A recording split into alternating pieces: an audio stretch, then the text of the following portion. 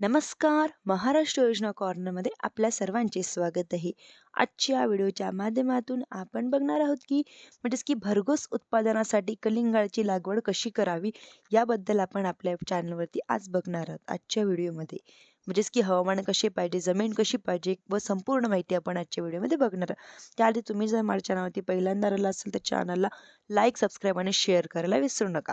चला आता तुमचा जास्त वेळ न घेता आपल्या व्हिडिओला सुरुवात करूया.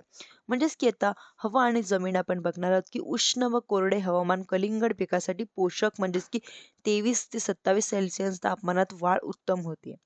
कलिंगडाची वाढ यामध्ये उत्पन्न होते.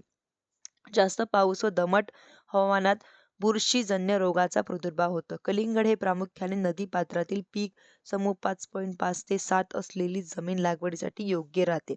काळी रेताळ माध्यम ते भारी जमीन उपयुक्त ठरते.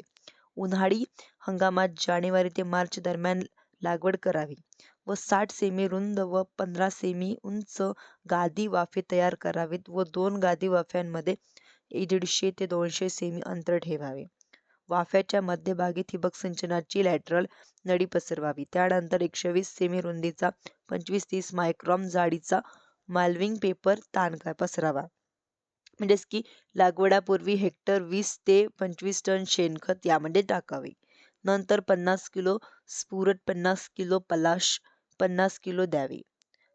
लागवडीनंतर 1 महिन्याने 50 किलो नत्र द्यावे. वाढीच्या अवस्थेत 19.19 12.61 ठिबक सिंचनाद्वारे विद्राव्य खते द्यावीत. फुलोरा फळधारक अवस्थेत 52.34 व 13.40 असे फळवाढीच्या अवस्थेस असं द्यावे.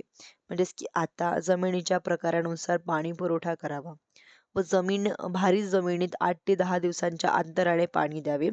हलक्या जमिनीत 4 ते 5 दिवसाच्या अंतराने पाणी द्यावे. फळवाढीच्या काळास पाण्याचा ताण येऊ नये मल्चिंग व ठिबक सिंचनाचा वापर केल्यास पाण्याची बचत होते. यासाठी